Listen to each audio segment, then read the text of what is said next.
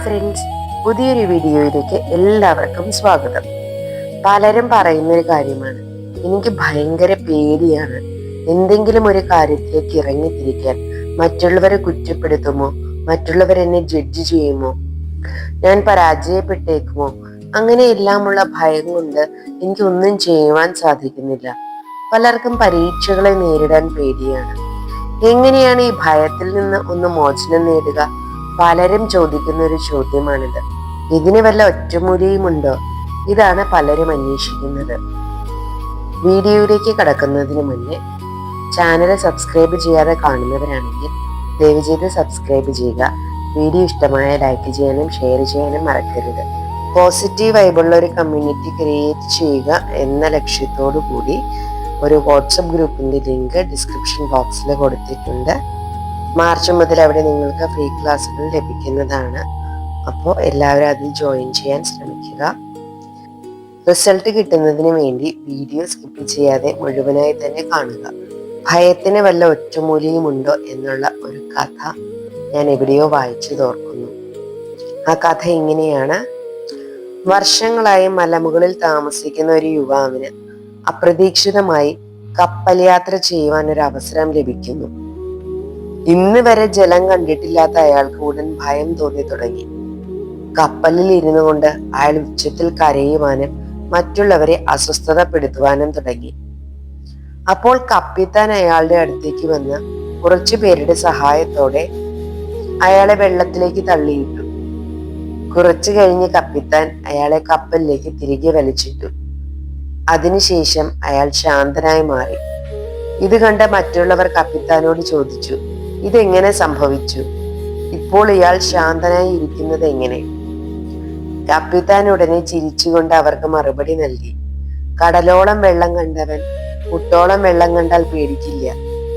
ഈ കഥ നമ്മെ ഏറെ ചിന്തിപ്പിക്കുന്നു. ജീവിതത്തിലെ ചില പ്രതിസന്ധികൾ ഉണ്ടാവുമ്പോൾ ഭയചകിതരാകുന്നവരാണ് നമ്മൾ എല്ലാവരും. പ്രതിസന്ധികൾ തരണം ചെയ്യണമെങ്കിൽ ഭയം ദൂരീകരിക്കണം. ഭയം ദൂരീകരിക്കുവാനുള്ള ഒറ്റമൂലി ഭയത്തിൽ നിന്നുള്ള ഒളിച്ചോട്ടമല്ല, മറിച്ച് അതിനെ അഭിമുഖീകരിക്കുകയാണ് വേണ്ടത്. നമ്മുടെ ജീവിതമാകുന്ന കപ്പലിൽ നമ്മൾ യാത്ര ചെയ്യുമ്പോൾ വൻതിരകളും അപ്രതീക്ഷിതമായിട്ടുള്ള കാറ്റുകളും നമ്മെ ഭയപ്പെടുത്തുക തന്നെ ചെയ്യും. അപ്പോൾ ചിലർ കപ്പലിന്റെ മൂലക്കിരുന്ന് സ്വയം അസ്വസ്ഥതപ്പെടുകയും മറ്റുള്ളവരെ അസ്വസ്ഥതപ്പെടുത്തുകയും ചെയ്യും. എന്നാൽ മറ്റു ചിലരാകട്ടെ സ്വയം ഭയത്തെ ഉന്മൂലനം ചെയ്യുകയും മറ്റുള്ളവർക്ക് പ്രചോദനമേകുകയും ചെയ്യും. ഇപ്രകാരമുള്ളവരെയാണ് ലോകം വിജയികൾ എന്ന് വിശേഷിപ്പിക്കുന്നത്. ഇനി നിങ്ങൾ തീരുമാനിക്കുക, നിങ്ങൾ ഇതിൽ ഏത് ഘടകത്തിൽ പെടണമെന്ന്. ഇനി ജീവിതം ഒരു ഓട്ട മത്സരമാണെന്ന് കരുതുക. എല്ലാവരും ഒരേ സ്ഥലത്തു നിന്ന് തുടങ്ങുന്നു.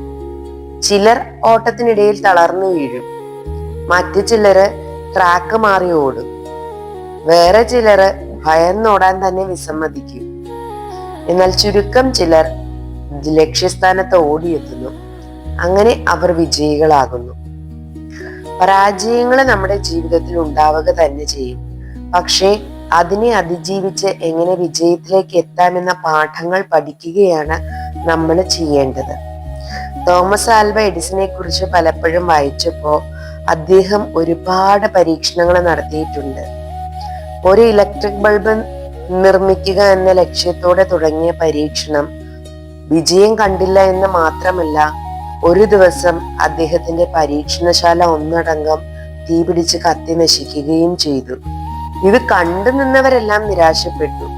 പക്ഷെ അദ്ദേഹം ചുറ്റും നിന്ന് തന്റെ സഹപ്രവർത്തകരോട് പറഞ്ഞത് ഇങ്ങനെയാണ്, നമ്മൾക്ക് ഇനി ആദ്യം മുതൽ തുടങ്ങാമെന്ന്. അങ്ങനെ പരാജയങ്ങൾക്കും പ്രതിസന്ധികൾക്കും ഒടുവിൽ ആ യുവാവ് ഇലക്ട്രിക് ബൾബ് കണ്ടുപിടിക്കുക തന്നെ ചെയ്തു. അതിനുശേഷം അദ്ദേഹം സമൂഹത്തോട് പറഞ്ഞത് ഇങ്ങനെയാണ്, ഒരു ഇലക്ട്രിക് ബൾബ് 1000 തവണ എങ്ങനെ തെറ്റായി ഉണ്ടാക്കാമെന്ന് ഈ പരീക്ഷണത്തിലൂടെ ഞാൻ പഠിച്ചു എന്ന്. വിജയം ഒരു രാത്രി കൊണ്ടോ ഒരു സുപ്രഭാതം കൊണ്ടോ ലഭിക്കുന്ന ഒന്നല്ല. സ്ഥിരോത്സാഹവും നിശ്ചയദാർഢ്യവുമുള്ളവരാണ് വിജയികളായി തീരുന്നത്.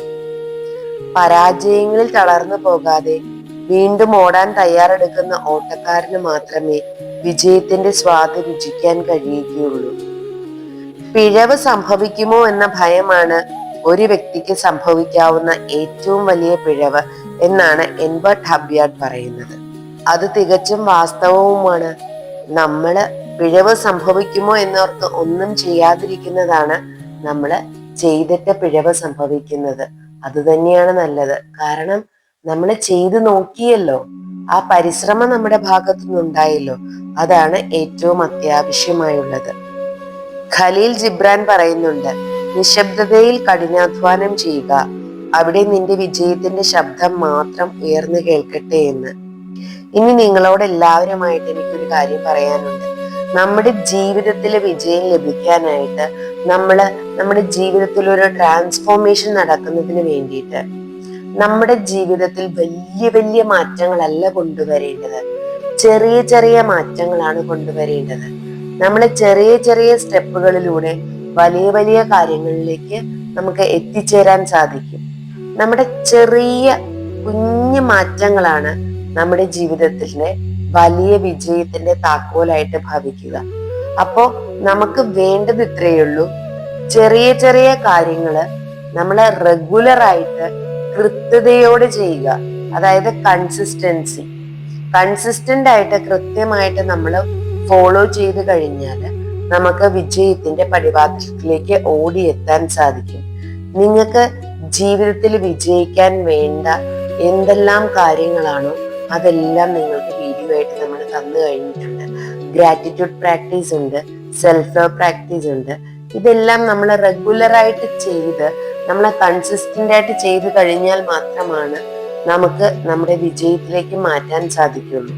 നമ്മുടെ ബ്രെയിനിനെ നമുക്ക് മാറ്റിയെടുക്കണമെങ്കിൽ 21 ദിവസമെങ്കിലും നമ്മൾ കൃത്യമായിട്ട് ചെയ്താൽ മാത്രമാണ് അത് ബ്രെയിനിലേക്ക് ഒരു പാത്ത് ക്രിയേറ്റ് ചെയ്യാനായിട്ട് ഹെൽപ്പ് ചെയ്യും.